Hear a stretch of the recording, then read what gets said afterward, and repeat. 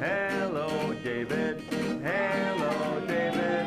Hello, David. I'm glad you're here today. Hello, David. If you've ever attended one of his classes, then you will know it's kind of appropriate to see a ray of sun shining down on Bill Quinn as he plays music for these students. Quinn teaches developmental music classes in the Louis Riel School Division. And without fail, the minute he starts strumming that guitar, the faces of the people in the room all start to light up. Oh no, my lunch was squished. Accident. A standard music teacher for 20 years, Quinn started working exclusively with special needs students about 5 years ago. His classes are a combination of music education and music therapy. Most recent brain research has shown that music, for whatever reason, lights up every area of the brain. And so when it comes to students who are developmentally challenged, whether it be physically or with speech or emotionally, music somehow reaches them.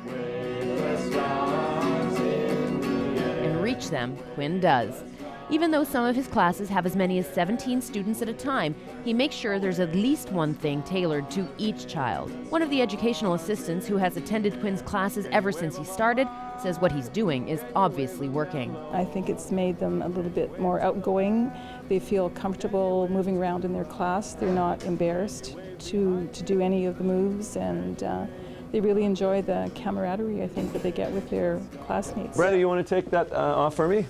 Please. Interaction is a critical component of each class.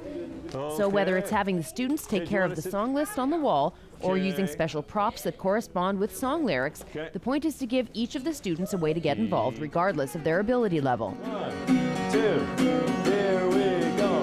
Rufus, Rufus. Quinn says that often causes magic to happen, like in the case of one young autistic girl who suddenly broke into song after being virtually silent in his class for 3 years.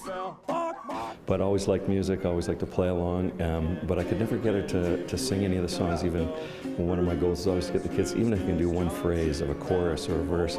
And just out of the blue one day, 3 years in, she sang an entire song by herself. And it's those kind of aha moments that keep me doing this kind of thing. Spider-Man, Spider-Man. Quinn teaches the developmental music classes at a number of different schools in the division. And while the stories of how music helps the kids are heartwarming, he says he benefits just as much. You work hard, and sometimes you're the only energy in the room. Sometimes, depending on what's happened before, and the attitude of the kids or what they've come out of. But there are moments like that that I've gotten in no other teaching experience that I've had in my 25 years being a teacher. There he goes. For Shaw TV, I'm Kim Babij. There he goes, flying through the air.